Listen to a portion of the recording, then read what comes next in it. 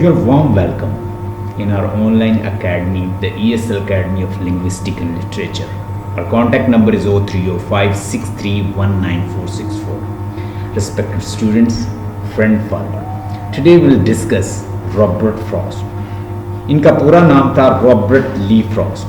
मार्च 26, 1874 में पैदा हुए, San Francisco, California, United State. Death हुई है जनवरी 29, 1963। 88 ईयर उम्र पाई है। मिडिल क्लास से ताल्लुक़ रखते थे।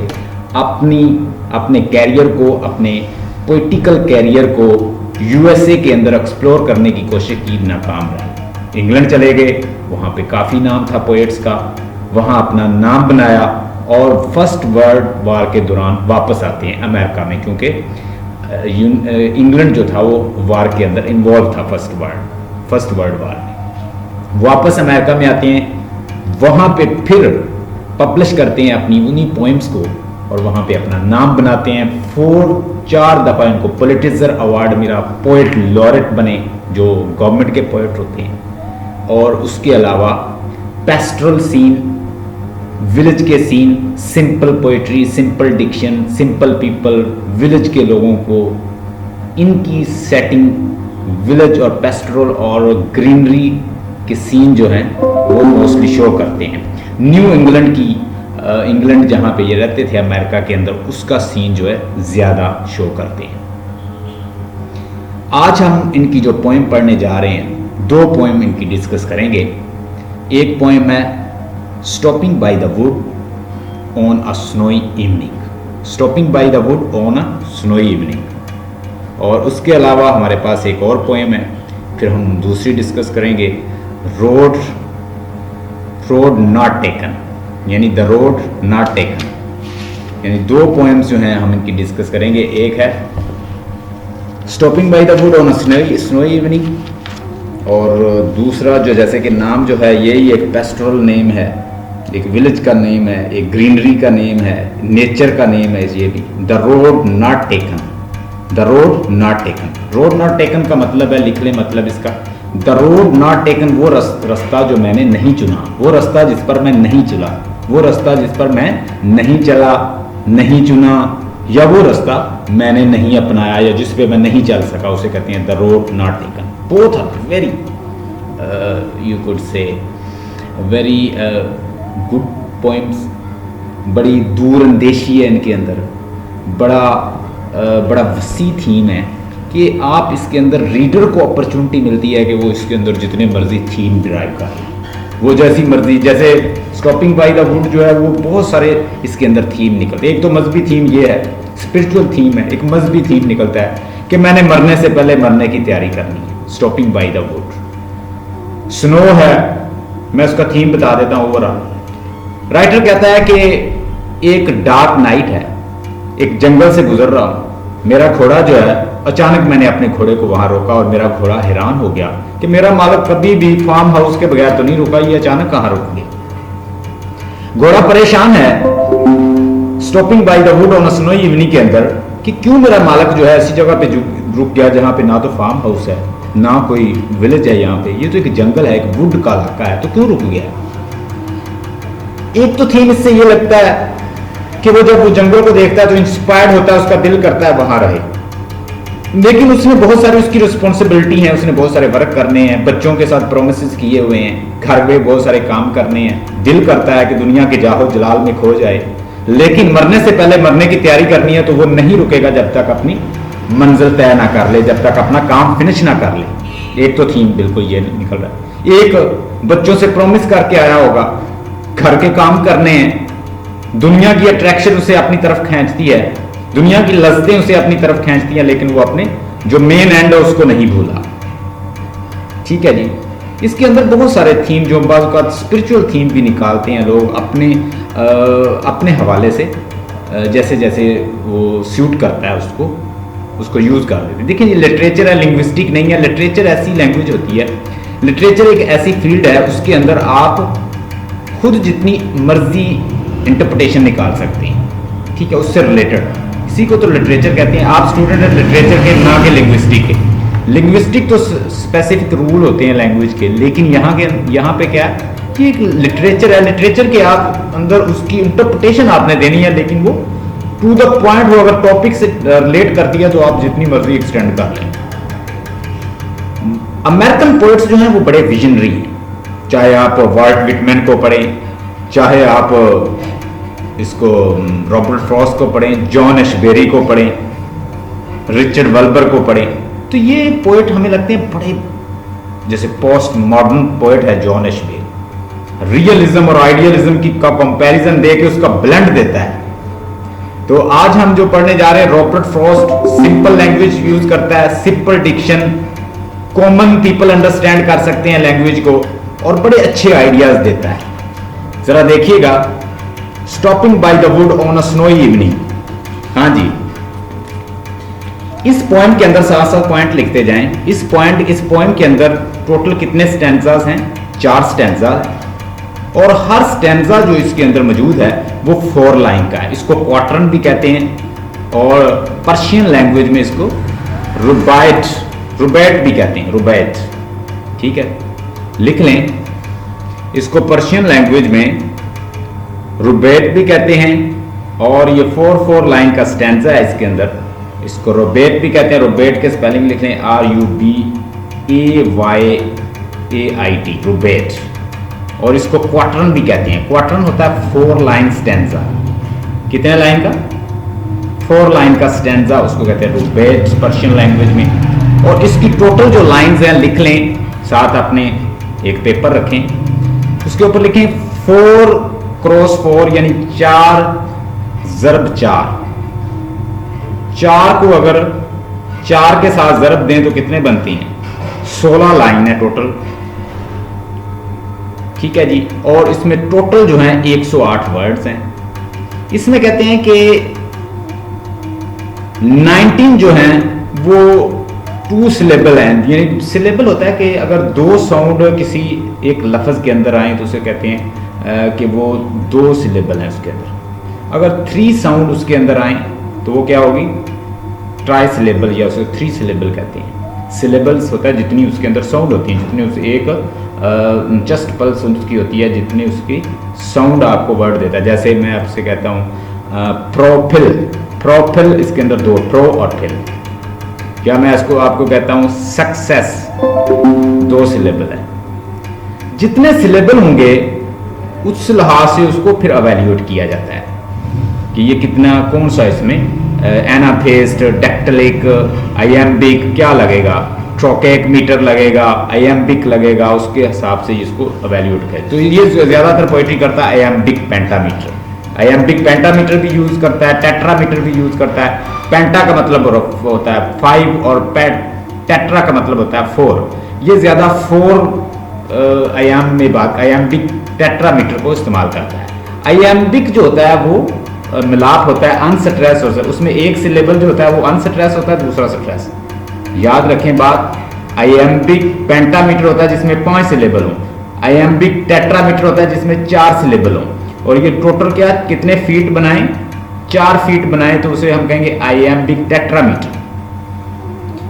19 इसमें सिलेबल है जिसमें 2 सिलेबल आते हैं, एक सिलेबल है जिसमें 3 सिलेबल आते हैं, जैसे प्रोमिसिस, 3 आए हैं सिलेबल। एक है सिलेबल जिसमें एक ऐसा लफ्ज है जिसमें 3 सिलेबल्स आते हैं, और 88 जो है ऐसे अल्फाज हैं जिसमें सिंगल सिलेबल आते हैं। सिंगल, वो मैं साथ साथ आपको बताता जाऊंगा पढ़ के, देखिएगा। ये एक पर्सनल व्यू है राइटर का। राइटर कहते हैं कि ये जब पोएम लिखी है, ये पोएम उसने उस वक्त लिखी है जब, लिख लें, स्टॉपिंग बाय द वुड उसने तब लिखी है, क्रिसमस का टाइम था और इसने अपने बच्चों के लिए गिफ्ट लेने थे। कहते हैं रॉबर्ट फ्रॉस्ट के पास पैसे नहीं थे। रॉबर्ट फ्रॉस्ट ने कुछ अंडे लिए घर से, बेचने के लिए बाजार चला गया। अपने बच्चों के लिए क्रिसमस पे गिफ्ट लेने हैं, हालात बहुत खराब हैं। आपको पता है कि पोएट उस वक्त इतना तो नहीं कमाते थे। तो ये अंडे बेचने गया तो अल्टीमेटली क्या हुआ कि ये बेचारा वो उतना पैसे नहीं बना सका तो ये वापस आता है, तो एक ना विलेज के पास रुकता है। उस विलेज के पास एक बड़ा अच्छा सा यानी एक वुड होता है, जंगल सा होता है, उससे गुजर के जाता है। तो उसने विलेज का जिक्र भी किया इसके अंदर। उस विलेज का नाम जो है वो भी यहाँ पे मैं आपको लिखवाता हूँ। उसका नाम है, लिख लें, फ्रेंकोनिया। FRANCONIA कहते हैं ये फ्रेंकोनिया वो विलेज है जहाँ पे ये रहता था। उस फ्रेंकोनिया विलेज के पास ये गुजरता है। उस फ्रेंकोनिया विलेज के पास ये एक वुड है अमेरिका के अंदर। उसके पास से जब ये गुजरता है तो उस वक्त ये रुक के कुछ सोचता है कि मैंने आगे भी जाना है, बच्चों से प्रॉमिसेस जो किए हैं वो भी पूरे करने हैं। एक मुझे ये जंगल, ये जाहो जलाल, ये अट्रैक्शन, ये खूबसूरती, ये नेचर की ब्यूटी ये भी अपनी तरफ खींच रही है, मैं क्या करूं। तो फिर आकर फैसला करता है कि मैंने माइल्स अभी ट्रैवल करना है सोने से पहले, यानी मैंने अपनी डेथ से पहले, मौत से पहले मैंने बहुत सारे काम जो है वो सर अंजाम देने हैं, इसलिए मैं रुकूंगा नहीं। तो ये है इसका ओवरऑल थीम। ठीक है जी।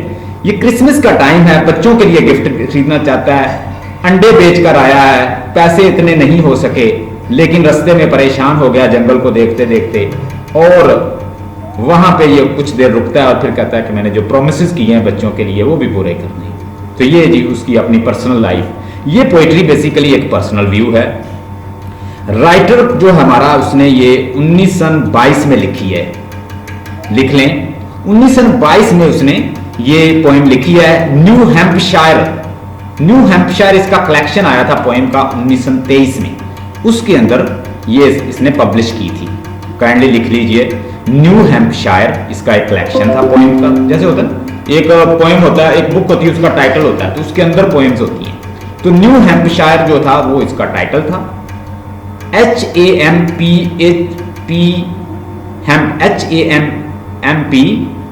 HAMPSHIRE Hampshire, new Hampshire. ये कलेक्शन ऑफ पोएम्स थी, 1923 में इसने पब्लिश की थी। Stopping by the wood on a snowy evening भी इसके अंदर थी, 1922 में लिखी थी। 1923 में न्यू हैम्पशायर जो इसका कलेक्शन था उसके अंदर पब्लिश की थी। पुलिट्जर अवार्ड इस पर मिला है 1923 में।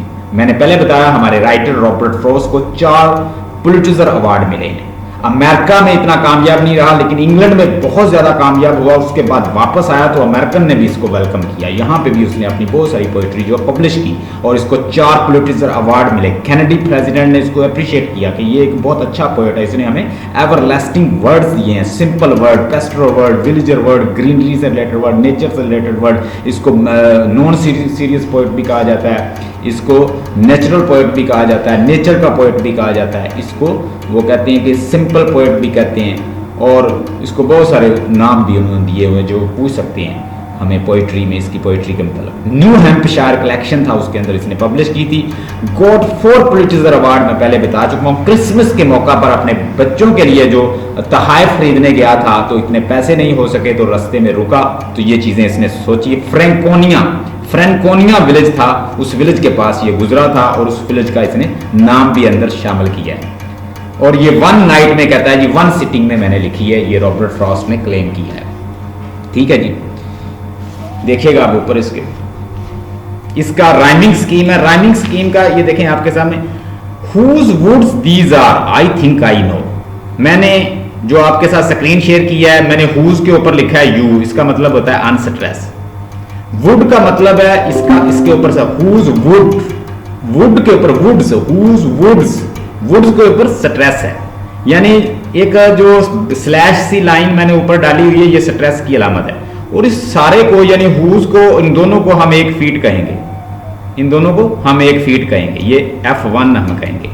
ठीक है, इसके अंदर आपको 4 फीट जो है मैं साबित करूंगा। हुज वुड्स दीज आर, ये दीज आर जो है वो दूसरा फीट है इसका। दीज जो है वो अनस्ट्रेस है, आर जो है स्ट्रेस। आई थिंक, इसके ऊपर यू जो है, यू का मतलब है अनस्ट्रेस, जिसके ऊपर जोर नहीं दिया जा रहा, इंफेसाइज नहीं किया जा रहा। और थिंक के ऊपर स्ट्रेस है। ये आपसे वो क्रिटिकल एप्रिसिएशन पूछ ले तो आपने बताना है।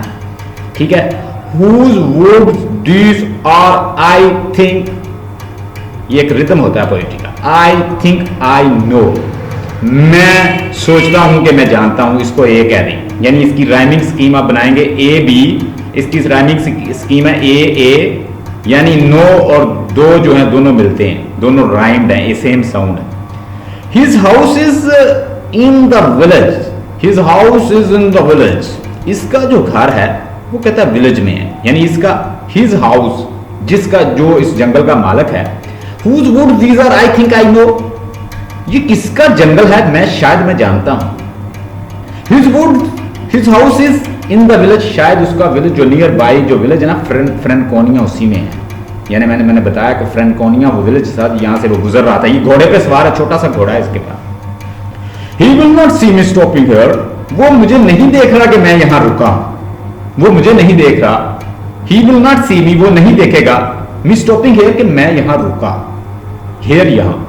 To watch his wood fill up with the snow, कि मैं उसकी देख रहा हूं उसके जंगल को, उसकी वुड्स को जो कि स्नो से ढकी हुई है, यानी उसके जो दरख्त हैं, जंगल जो है। अब देखिएगा स्नो और दो दोनों राइम्ड है, हेयर और उसके बाद क्या राइम है, उसके बाद हेयर जो है इसको हम क्या कहेंगे, बी कहेंगे, क्योंकि ये दोनों सेम होगी, इनको ए कह दिया, हेयर जो है उसको बी कह दिया, स्नो फिर उनके साथ नो के साथ स्नो भी राइम्ड हो गया तो फिर हमने ए कह दिया उसको, यानी जो सेम साउंड होगी उसको हमने, ये देखें पहले को हमने ए कहा, फिर दूसरी भी सेम थी उसको हमने ए कहा, बी जो है वो इसके साथ मिलती नहीं थी, उसको हमने क्या नाम दे दिया, उसको बी का नाम दे दिया। उसके बाद ए फिर राइम थी तो फिर हमने उसको राइम कह दिया। उसके बाद ये माई लिटिल, यानी अगली जो है वो अगले स्टैंजा के अंदर मैच करेगी, तो फिर हम हेयर तो क्वेर जो है दोनों आपस में राइम्ड है तो हम इसको बी कह देंगे दूसरे स्टैंजा में जब हम जाएंगे। My little horse must think it queer, queer का मतलब होता है स्ट्रेंज, अजीबोगरीब। मेरा घोड़ा भी कहता है, मेरा छोटा सा घोड़ा भी इसको अजीबोगरीब कहता, सोच रहा है, इसके ऊपर अजीब सोच रहा है। क्वेर का मतलब देखें सोचना, और उसके बाद क्या है हमारे पास, उसके पास है हमारे पास कहता है my little horse must think it queer, कहता मेरा छोटा सा घोड़ा जो है वो भी इसके बारे में कोई अजीबोगरीब सोच रहा होगा। ठीक है, आप चाहें तो इसका स्नैपशॉट भी ले सकते हैं साथ साथ। My little horse think it queer, मेरा छोटा सा घोड़ा भी कहता है अजीबोगरीब सोच रहा होगा। To stop without a farm house near, कि कोई नजदीक कोई फार्म हाउस भी नहीं है। फार्म हाउस होता है कोई घर जहां पे स्टे किया जाता है जंगल के अंदर। कहता है कोई नियर फार्म हाउस भी नहीं है जहां पे रुक गया हूं। Between the woods and frozen lake, कि एक मुंजमद झील है और उसके और एक साइड पे एक जंगल है, उसके बीच रुक गया हूं। The darkest evening of the year, और ये कहता है साल की सबसे गहरी काली रात है। डार्केस्ट होता काली रात। ये जी दो हमने स्टैंजा डिस्कस कर ली। पहले में डिस्कस हुआ है कि ये वुड्स जितकी हैं शायद मैं जानता हूं इसी विलेज में वो रहता है, ठीक है, और उसकी जो विलेज हैं वो सारी ढकी हुई हैं, वो मुझे नहीं देख रहा जिसकी ये है। दूसरे में उसने डिस्कस किया है कि मेरा छोटा सा घोड़ा है वो भी अजीबोगरीब सोच रहा है कि मैं एक तरफ झील है एक तरफ जंगल है, उसके दरमियान रुक गया हूं, यहां कोई फार्म हाउस भी नहीं है। The darkest evening of the year, सबसे डार्केस्ट इवनिंग। राइटर जो है स्पीकर यहां पे अपनी ही सिचुएशन, पर्सनल सिचुएशन बता रहा है। He gives his harness bell a shake, घोड़े की ही का मतलब है यहां पे घोड़े के लिए इस्तेमाल हुआ। ही किसके लिए इस्तेमाल हुआ? घोड़े के लिए। His harness bell is bell a shake, कि उसकी जो लगाम की जो बेल लगी होती है ना, बाज का घोड़ा जो होता है ना, आज बड़े सेंसिबल होते हैं घोड़े भी। घोड़े अगर आप बिला वजह कहीं पे रुक रहे हैं तो वो थोड़ा सा ऐसे खुद अपनी जो बेल लगी होती है हिलाता है, तो घोड़ा भी अपनी बेल जो है लगाम के साथ लगी वो खुद हिला रहा है कि मैं मालिक क्या हुआ, आज कैसे रुक गए।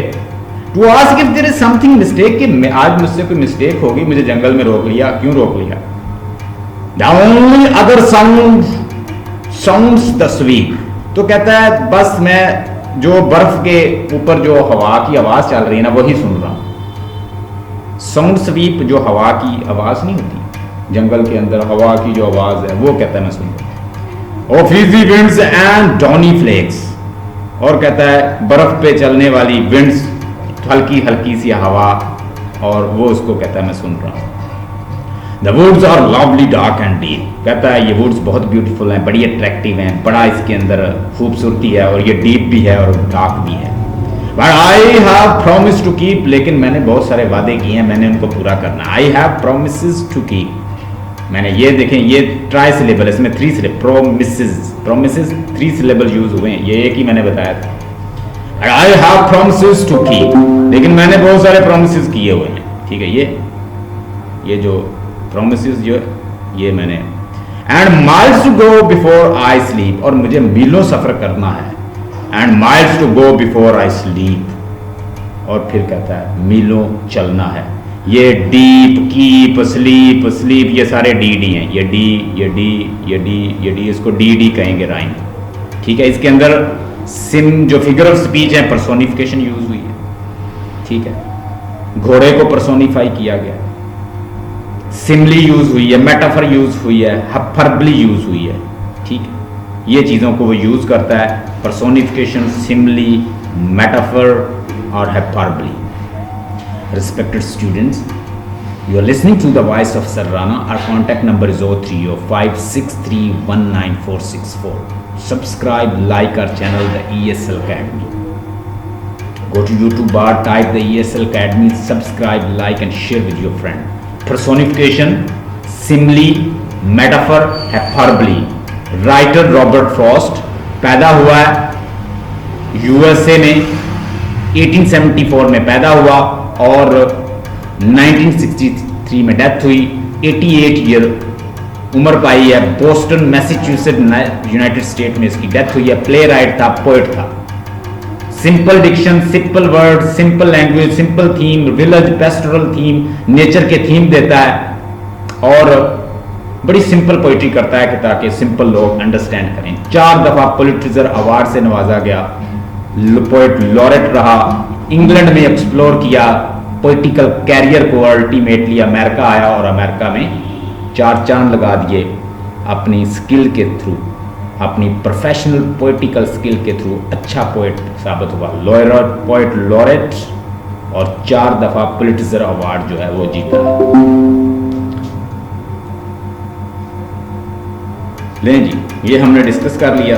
इसका चाहें तो आप शूट ले लें, ठीक है जी। अब एक और पोएम है हमारे पास,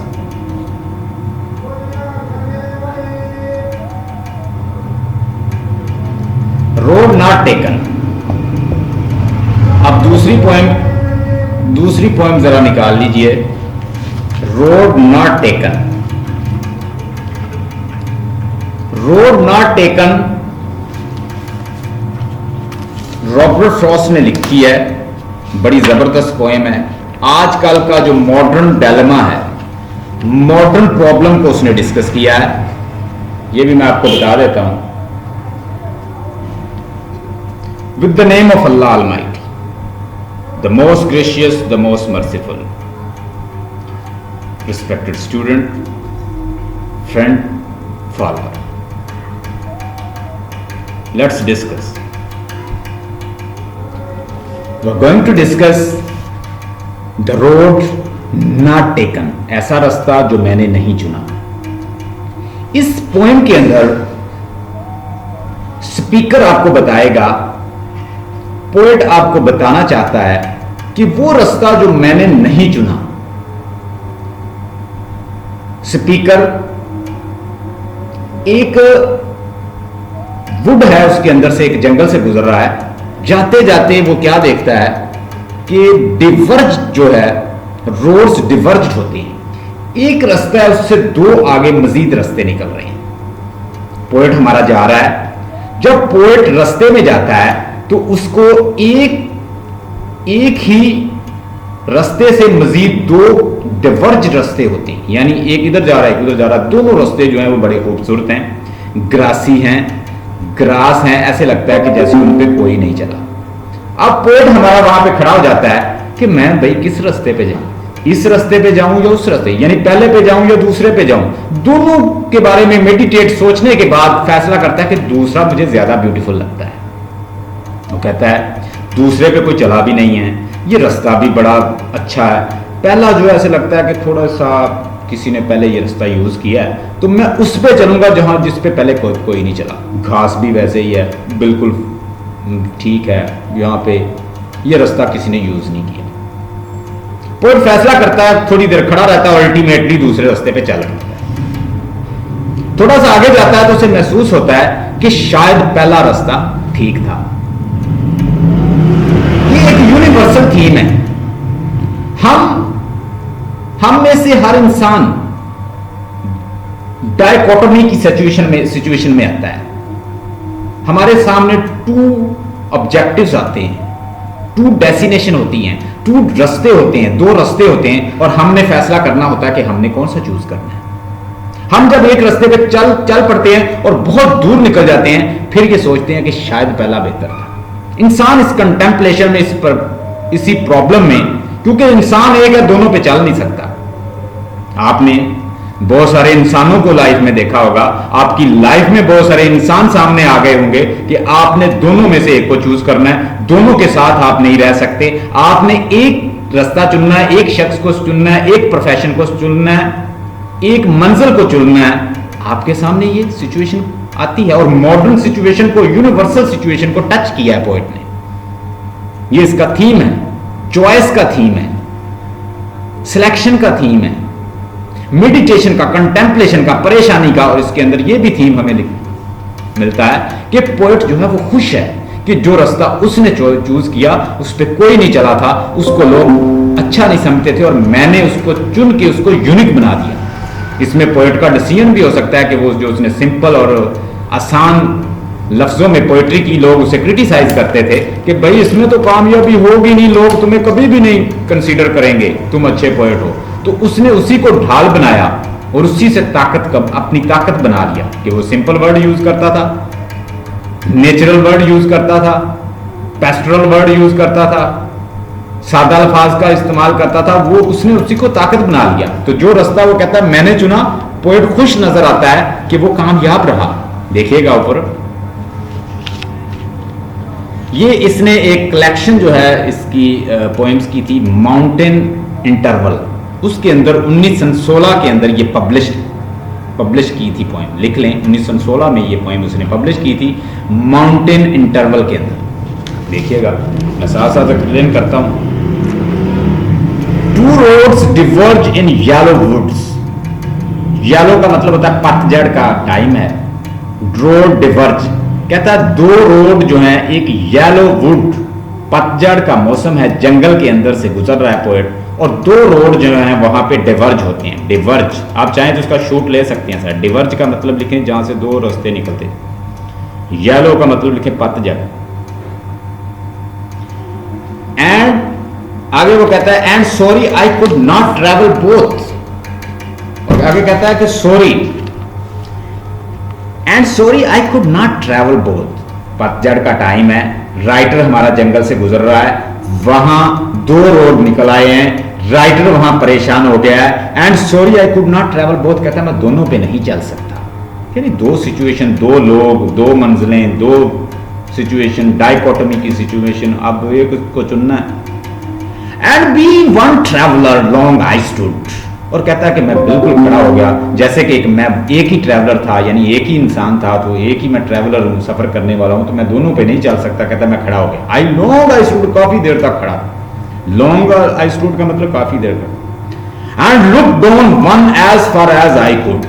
and look down one as far as I could. और कहता है कि लुक डाउन, और काफी देर तक, जितनी देर तक कहता है मैं मुझसे हो सका मैं वहां खड़ा देखता था। To where it bent the undergrowth, कि ये कहां पे अल्टीमेटली, यानी ये कहां जाता है, किधर जाते हैं, मैं दोनों को कहता है बड़ी देर तक देखता है ये दोनों रास्ते।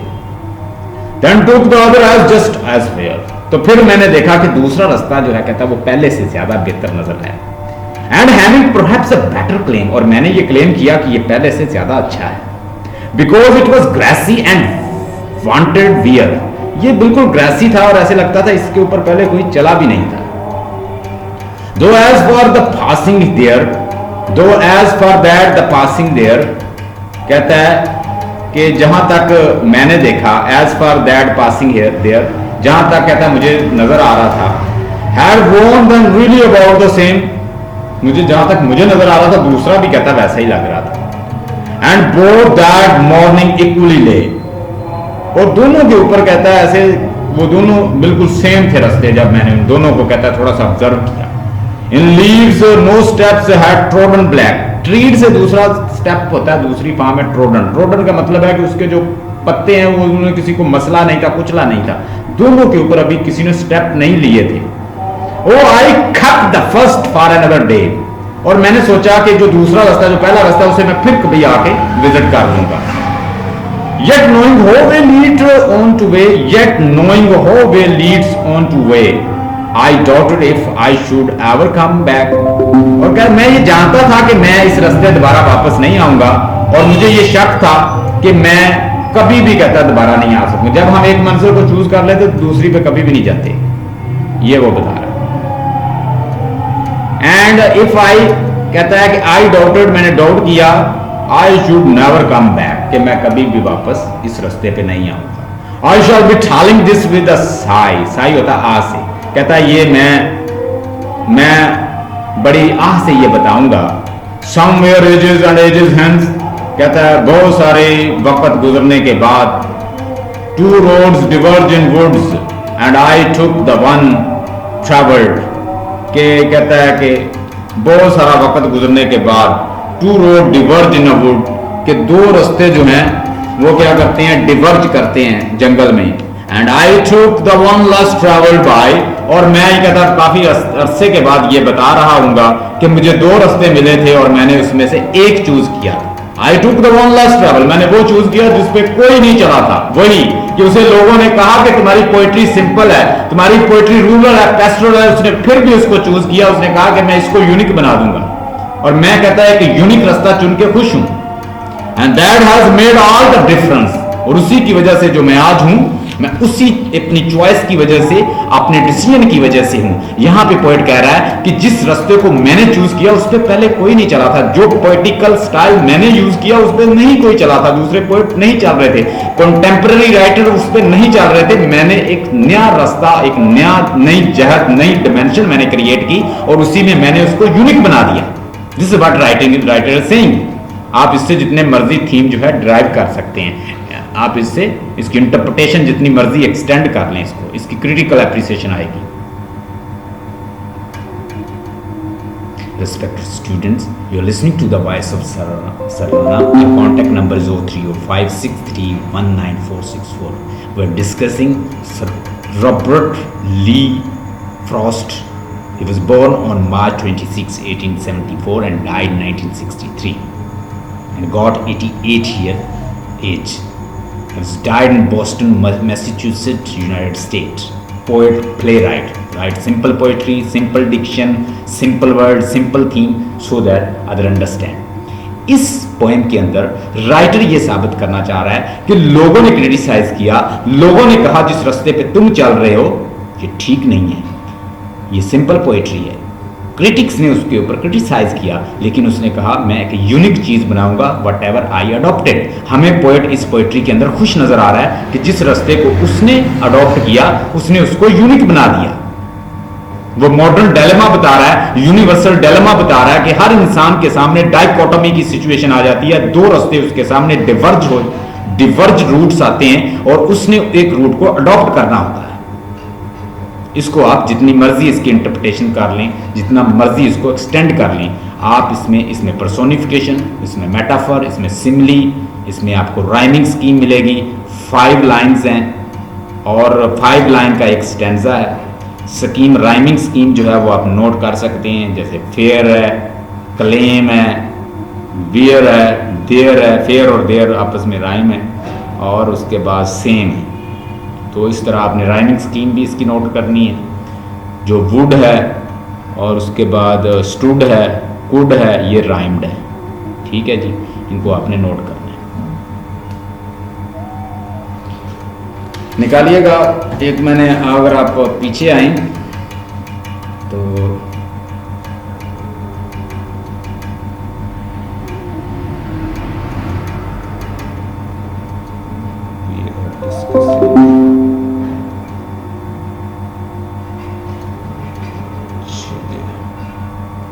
स्क्रीन को मैंने स्टॉप कर दिया है। अब हम डिस्कस करते हैं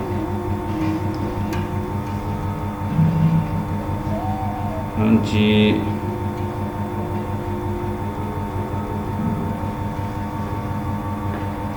कितने लोग एडेड हैं हमारे पास?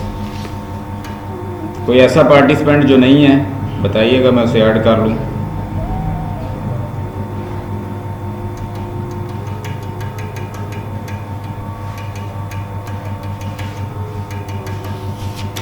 चलें, और मुझे मैसेज लिख देते तो मैं इससे भी कर लेता। मैं देखो, मैं स्क्रीन ऐड मैंने की हुई थी।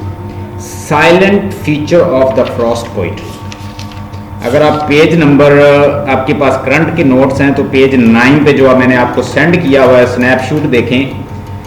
आपको मैंने जो पीडीएफ फाइल बना के सेंड की है ना, आप ऐसा करें कि वापस जाएं, किस में जाएं, बैक क्लिक करके आप जाइएगा उस पर व्हाट्सएप पे ग्रुप में जाएं, उसके अंदर मैंने आपको सेंड किया हुआ, उसको ओपन करें। उसके अंदर है 9 पेज होगा, silent feature of Robert Frost poetry. जितने भी मैंने आपको सेंड किए हुए हैं ये बिल्कुल सिंपल सी इसकी असाइनमेंट है, ये आपने खुद देखनी है। मैं इसको थोड़ा सा एक्सप्लेन कर देता हूँ सारों को 1 बाय 1। जल्दी आइएगा प्लीज़। आप व्हाट्सएप पे जाएं, व्हाट्सएप के आप अपने ग्रुप में जाएं, the ES Rana sir academy जो हमारा ग्रुप है, उस ग्रुप के अंदर जाइएगा। उस ग्रुप में ओपन करें जो PDF फाइल है, salient features of Frost poetry. अगर आप निकाल लें तो काइंडली मुझे भी बताइएगा, मैं फिर आपको बताता हूँ कि इसके अंदर। Very nice. With the name of Allah almighty, the most gracious, the most merciful. Respected students, you are listening to the voice of sir Rana. हमारा कॉन्टैक्ट नंबर है 0305631964। आप हमें ज्वाइन कर सकते हैं if you want to pass MA English. will teach you linguistic and literature, MA English from all University of Pakistan. We teach syllabus of all university. You can contact if you want to pass MA English. We are taking online class on Skype. Skype पे हमारा address है Gafur_GHS। Just आप लिखिए Skype पे Gafoor GAFOOR_GHS। You can add us if you wish. देखिएगा silent feature of Frost poetry. Frost की poetry के कुछ साइलेंट फीचर्स हैं। कुछ लोगों ने बताया, आप चाहें तो ये पॉइंट्स नोट कर सकते हैं, आप इनको बाद में पढ़ लीजिएगा। रीजनलिज्म कहा कि रीजनलिज्म की पोइट्री करता है, कि खास रीजन की पोइट्री करता है। पेस्टरल पोइट्री करता है, गांव की, विलेज की, रस्टिक लाइफ की, सिंपल लोगों की, सिंपल थीम की, रोजमर्रा के थीम की, ठीक है, जो इसको बड़ा लिमिटेड बना देती है। ये जी लोगों ने इसके ऊपर क्रिटिसाइज किया।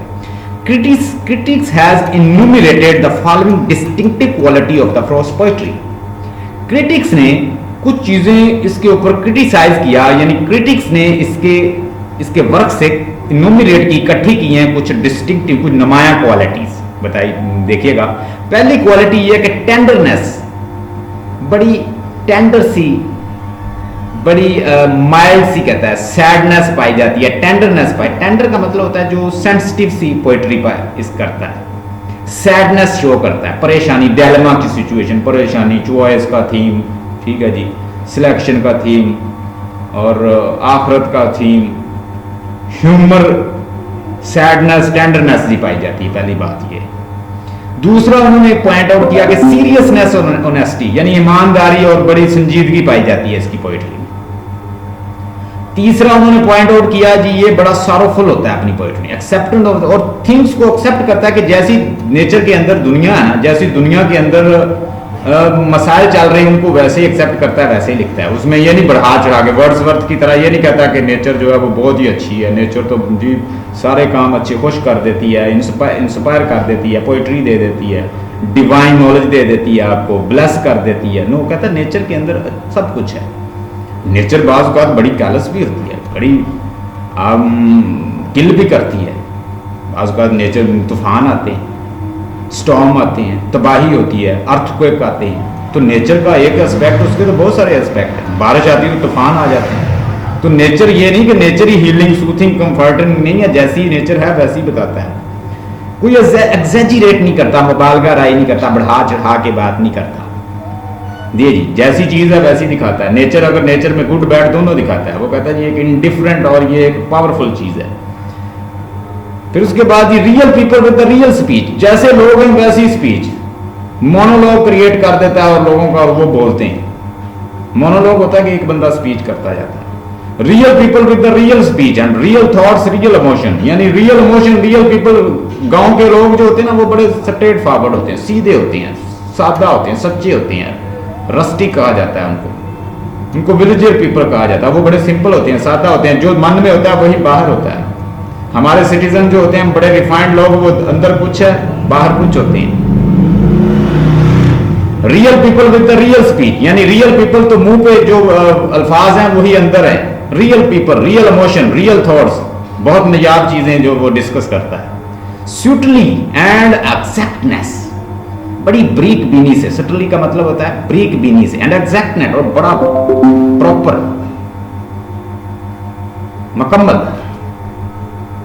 बड़ा स्यूटली चीजों को डिस्कस करता है। चीजों को बड़ा स्यूटली और एग्जैक्टनेस, परफेक्ट वे से डिस्कस करता है। क्लासिकल अंडरस्टेटमेंट एंड रिस्ट्रेंट, और क्लासिकल जो होता है ना वो बड़ा टू द पॉइंट लिटरेचर था। तो क्लासिकल अंडरस्टेटमेंट जो है उसके अंदर स्टेटमेंट चल रही होती है, बड़ी to the point statement. Restraint use करता है। ये जी ये साइलेंट फीचर है, ये देख लें।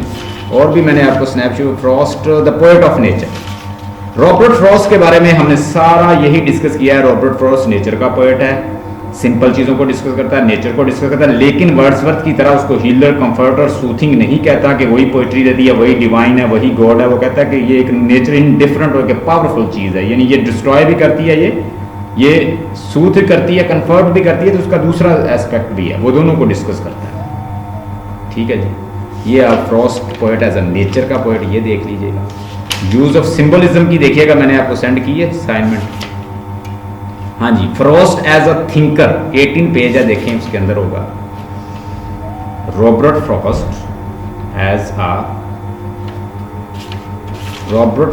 As a thinker. ये जरा देखिएगा, Robert Frost as a thinker. हाँ जी, Robert Frost as a thinker है कि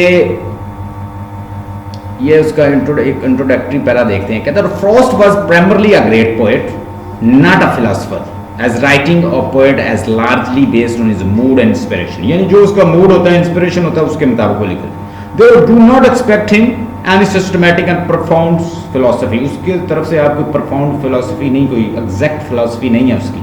बाद लोग राइटर होते हैं उनकी एग्जैक्ट फिलोसफी होती है, वो जैसा उसका मूड होता है वैसा लिख रहा। खुश है तो खुश पे, गम है तो गम, नेचर जैसा, नेचर के अंदर खुशी गमी दोनों है, तो जैसे मैंने बताया वो ऐसी चीज बताता है।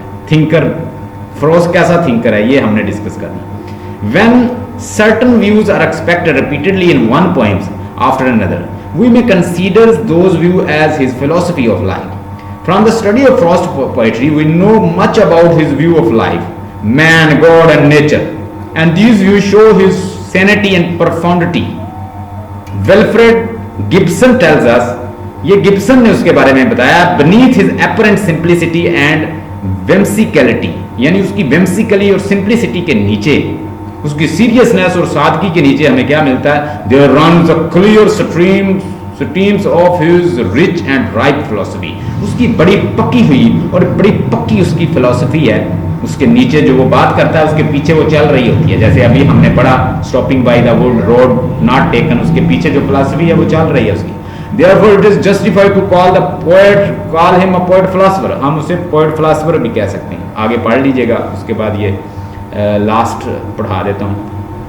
Man is lonely and solitary figure in the vast and the alien universe. इंसान जो है वो तन्हा और एक एलियन यूनिवर्स है, वास्ट और एलियन है यूनिवर्स इसके अंदर। He is also alienated from, alienated का मतलब होता है दूर, वो गॉड से कहता है बहुत दूर है, his maker अपने बनाने वाले से, his reason, his rational self, उसका रीजन, उसका रैशनल, उसकी अकली सोच is the barrier that separate him from the God, वो उसे बैरियर कर देता, सेपरेट। अब देखिए अगर हम अकल की माने तो हम ये कहें कि गॉड को किसने बनाया, हम इसी के ऊपर सोचते रहें तो हम क्या हो जाए, मुनहरफ हो जाए, छोड़ दें गॉड को। तो रैशनल सेल्फ जो है हमारा वो अक्सर हमें गॉड से दूर कर देता है। In the poem The Bear, the rational man acts like a bear in the cage in his attempt to understand the mystery of the universe. कहता है कि जो रैशनल इंसान है, अक्ली इंसान है, वो बियर की तरह है जो केज में होता है। वो अपनी रीजन से क्या करता है, मिस्ट्री ऑफ यूनिवर्स को वो कोशिश करता है कि वो मिस्ट्री यूनिवर्स की मिस्ट्री को, पुरस्कार यूनिवर्स को समझे। मैन्स रीजन इज इम्परफेक्ट, इंसान की कहता है रीजन इम्परफेक्ट है।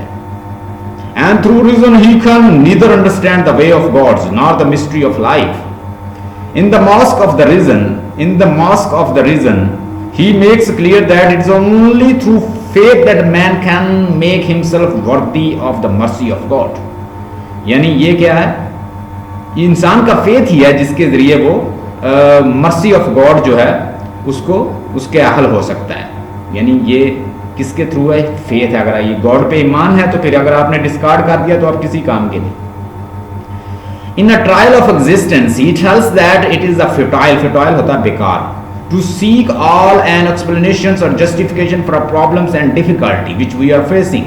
At one point he says human life on the earth is a trials and therefore suffering is inherent in the human lot. Another poem he goes to the extent of, और दूसरी poem में वो यहाँ इस हद तक जाता है ये कहते हुए that there is no God at all to listen to human shrieks and cries। shriek होता है आवाजें, आहें, आहो बका। इंसान की आहो बका कर सुनने के लिए कोई गॉड नहीं है, एक पोएम वो कहता है। तो इसको पढ़ लीजिएगा। These are assignments, 2 poems I have taught you and I have explained you line to line. So I hope you have understood today's lecture, and tomorrow we'll try to cover more poems of Robert Frost. And today you have learned 2 poems along with some assignment. Respected student, you're listening to the voice of Sir Rana. Our contact number is 0305631964। हमारे channel को ज़रूर subscribe कीजिएगा। The ESL academy YouTube पे जाइए, वहाँ पे type कीजिए the ESL academy, उसको सब्सक्राइब कर लीजिए और साथ उसके बेल आइकॉन होता है उसको दबा दीजिए ताकि आप आने वाली वीडियोस के नोटिफिकेशन रिसीव कर सकें। Stay blessed and have a nice time. कोई क्वेश्चन हो तो वो काइंडली आप मुझे व्हाट्सएप कर सकते हैं।